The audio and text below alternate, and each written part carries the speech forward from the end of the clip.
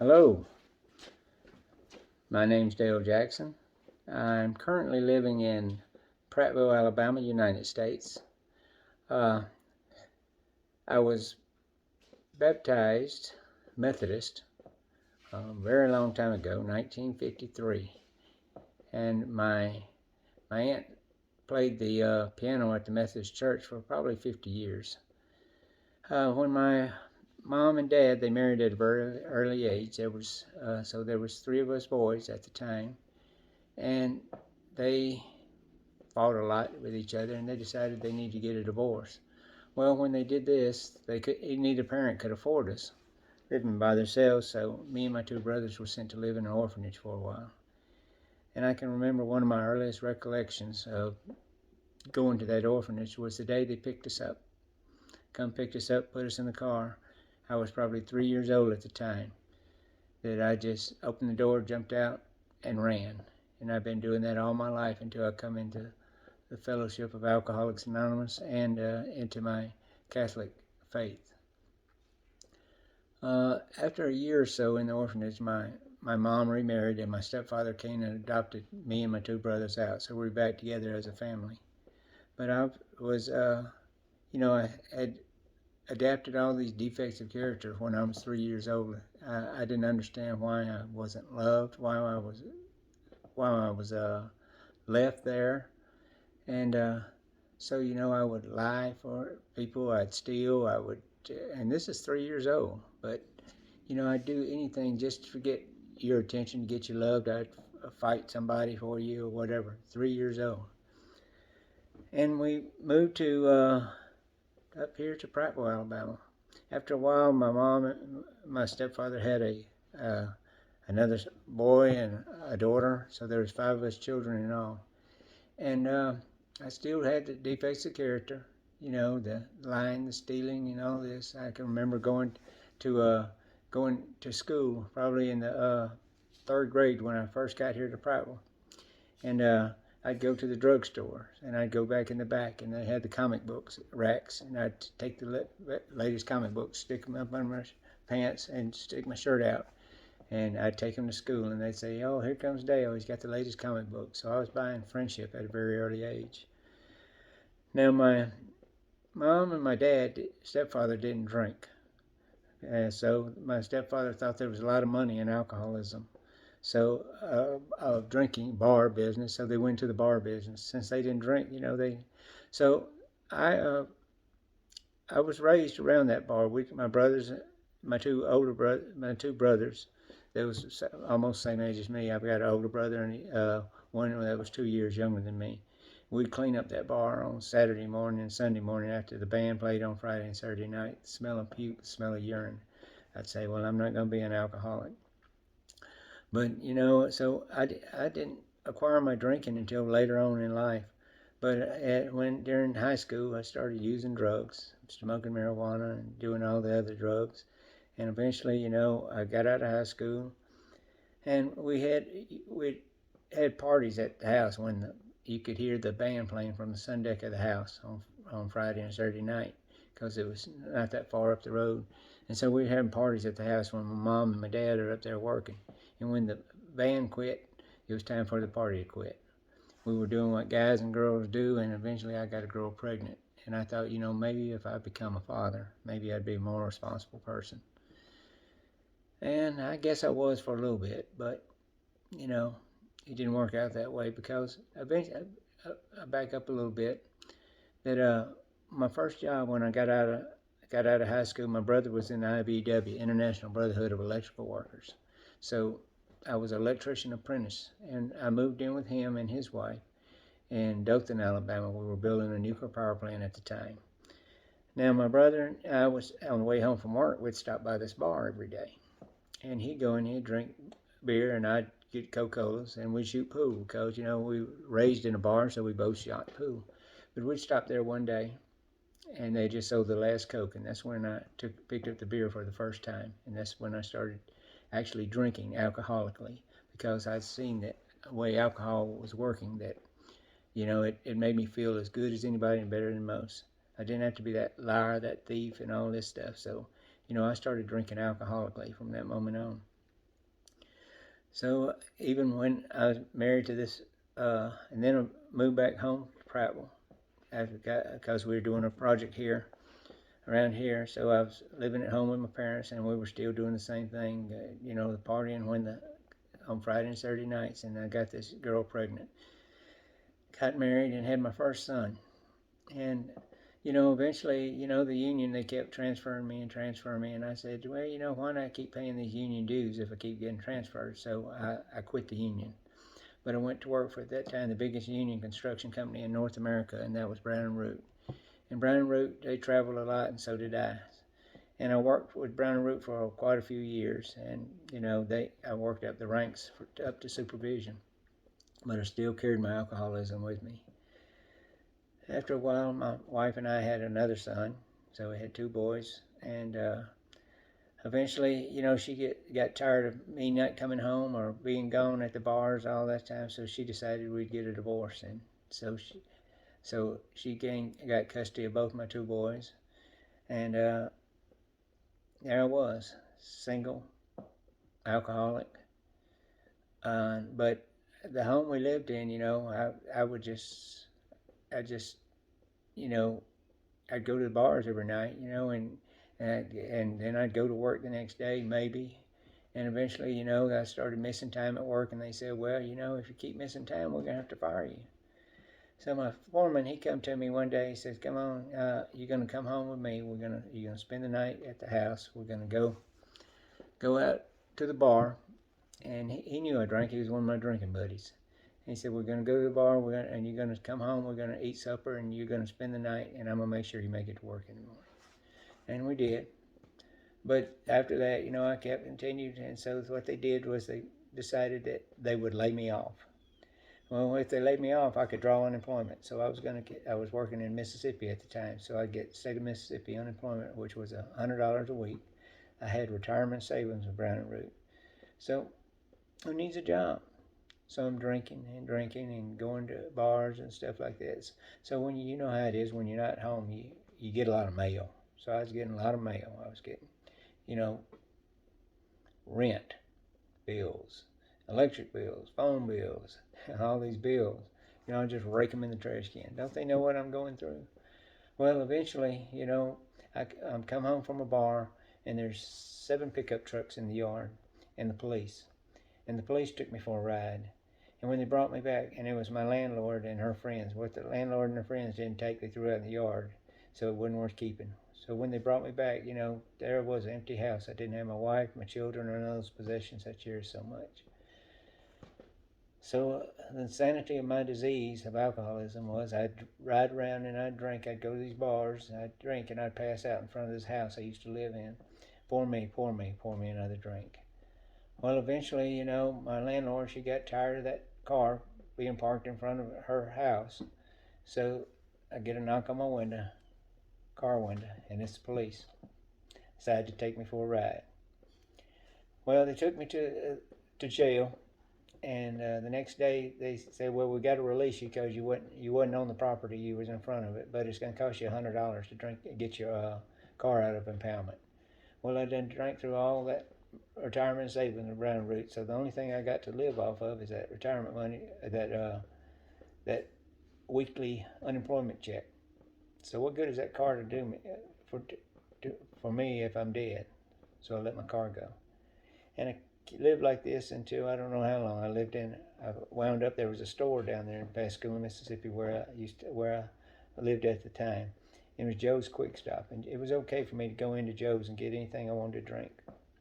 And as long as he put it on a ticket, because he knew that I needed, and the rest of the time I'd spend behind that hobo jungle, and with all the rest of the winos, unfortunate people. But every once in a while I'd have a spark of sanity that says, if you don't go get something to eat, you'll die. So you have to get something in your stomach. Now I'd get a quart of beer, and I'd go stand in the soup line at this the soup kitchen, and I'd go in and I'd eat whatever it was they were serving at the time, and I'd go out behind it after, and I'd puke half of it out because I couldn't hold nothing in my stomach, but I got that little bit of substance in there, and I didn't remember what this name of that soup kitchen was, so I could make amends later, make a monetary contribution. But one day when I was saying our closing prayers at one of our meetings, it just popped in my head, just like a strike of lightning. And the name of that soup kitchen was Our Daily Bread. And so I've been able to make a monetary contribution to that place because it's definitely saved my life. Well, I kept rocking on like this, kept moving around, kept getting, finding jobs, working construction. And eventually, I saw this guy in a bar on a Sunday night.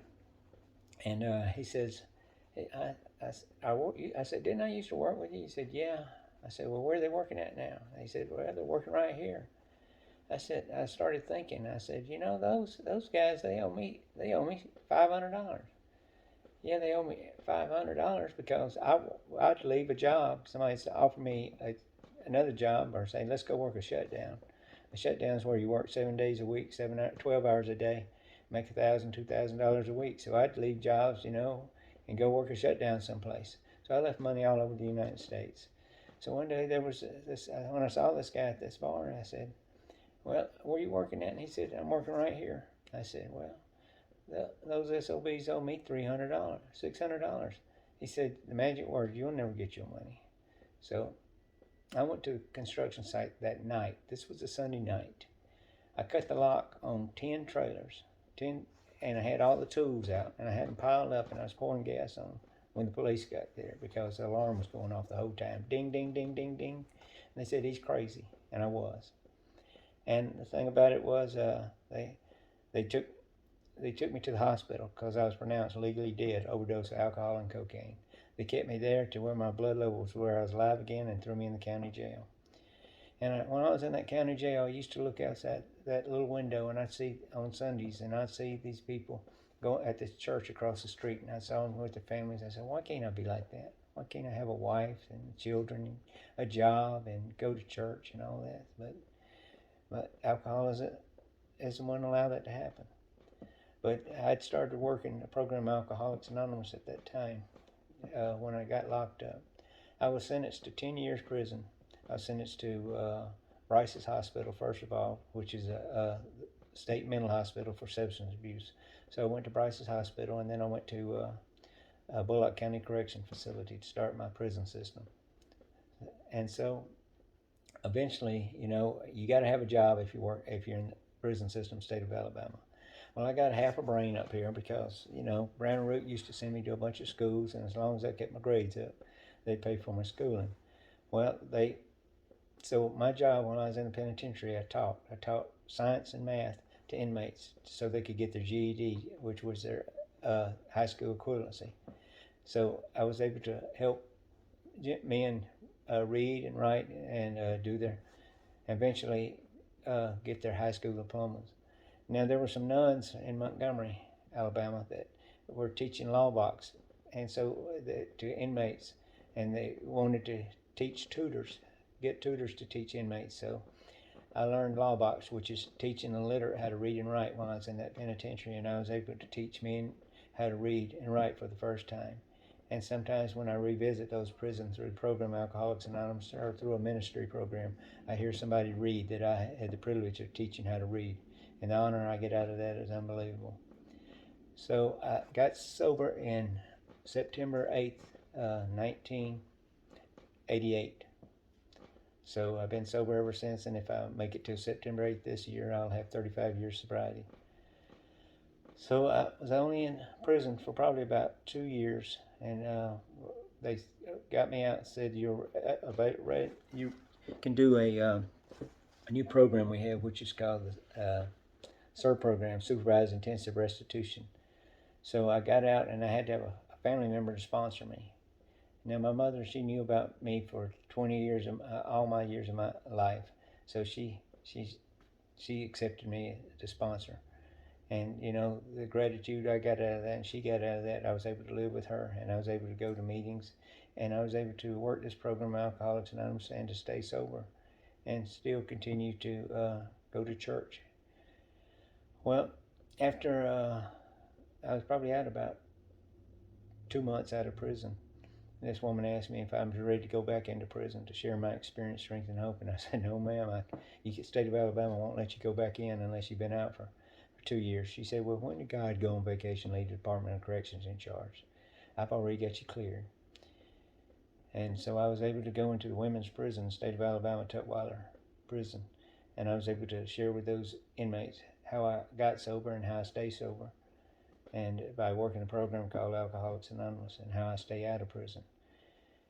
After I did that, I was able to go back into all the prisons, sharing my experiences, strength, and hope. And eventually I was working at Tutwiler Prison as a substance abuse counselor. Now, I was going to AA meetings in Montgomery, and that's where I met my current wife, Christine. And she was getting sober. She had about 3 years. I had 4 years sobriety. And we dated and we got married. And I used to work overseas quite a bit too, so I was able to go back to see overseas in '95. So I've been working overseas quite a bit now. I actually got a full pardon in the state of Alabama, and I got a top secret security clearance. So I'm able to work. I've been working at American embassies all over the world. Now, when I was in 2007, my wife, Christine, she was searching for her faith during our marriage. We got married in '95. And I said, well, if you find a faith that you like and you stick with it for 2 years, I'll join you. So she checked out a few, and then she got into the Catholic Church. So in 2007, I was confirmed Catholic on Easter that year. And it's been a wonderful journey with my Catholicism and my AA program. You know, I've worked on 6 continents and lived on 6 continents. And I've worked the program Alcoholics Anonymous there, and I've also attended churches there. One of my greatest things is whenever I'm in these countries that we go to is I love to take pictures. So I go take pictures of all the cathedrals in these different countries that we get to go to. And, you know, our life has been so beautiful since we've come into Catholicism. And we meet so many wonderful people. I've had the privilege of lecturing in 3 different countries. And we share our faith. In the mornings, Christine and I, we do a rosary. Then we do a novena. And then we exchange each day to do a morning prayer. Before I finished, my last project was in Sri Lanka, which we were there for 5 years. And before I left, which was this February, I decided I'd get a physical, because it was real expensive, and you could do it there real expensive and get the results pretty back. So I did that a week before I left. And that's when they found some nodules in my lung, and they said that they wanted to do a biopsy. I said, well, I fly out Monday, so I'll get a biopsy in the States. So I called my wife. I had to call Christine from Sri Lanka and tell her that I may have cancer. So she arranged for me a cancer doctor, and when I got here, I was able to go get a biopsy, and they confirmed that I did have cancer in both my lungs, stage 4. Then I did a PET scan and a brain scan, and they found out that it was nowhere else in my body but in my lungs. So I'm currently undergoing treatment for that. I go every 3 weeks, and then a couple more treatments. I'll be every 2 weeks for 2 years. But you know, I'm just going to live until I die. It's like everybody else. You know, the program Alcoholics Anonymous, my Catholic faith. We have when we built this house years ago. We moved Christine's mother, and we built her apartment in here, so she took care of the house when we were gone overseas a lot. So it's the 3 of us now here, and so her mom, you know, she cooks for us, she cleans and all this, and we have a wonderful life together. And she always says, you know, one of our saints, Saint Anthony, if you lose anything, and this is a miracle in itself. So if you don't think it works, I try this. And her mom told me one time, says, you know, if you ever lose anything, pray to St. Anthony and he'll get it. Well, I had this toolbox this past week that I was going to sell, but I couldn't find the key to it. And I'd had it a couple of days before, but I said, well, you know, I can't sell this without it. So I prayed to St. Anthony, And then, I walk outside and look, and there's that key just sitting on the table. So I know that, miracles work. I love the Catholic faith. I love my Catholic brothers and sisters, all the friends that I've made in the Catholic churches, the priest. We go to a healing mass every Saturday morning, first Saturday of every month, and this priest also does a mass at a monastery which is up by our house. So we go to his sermons, when he does his on Friday mornings, and he also does the healing mass on the first Saturday of the month. So we go there, and our life has been so much better. But I've got cancer, but it's something that I'm going to live through. I'm going to just, if I beat it if I can, it's God's will, not mine. And I appreciate every one of y'all being here. Appreciate the program Alcoholics Anonymous, my Catholics, brothers and sisters, all the priests that have prayed for me. I've had numerous priests done healing masses for me. I've gotten prayers from all different countries. And it's all because basically my Catholic faith. And I appreciate every one of you. And nobody's told you they loved you today. I do, and there ain't a daggum thing you can do about it. Thanks for listening. Bye-bye.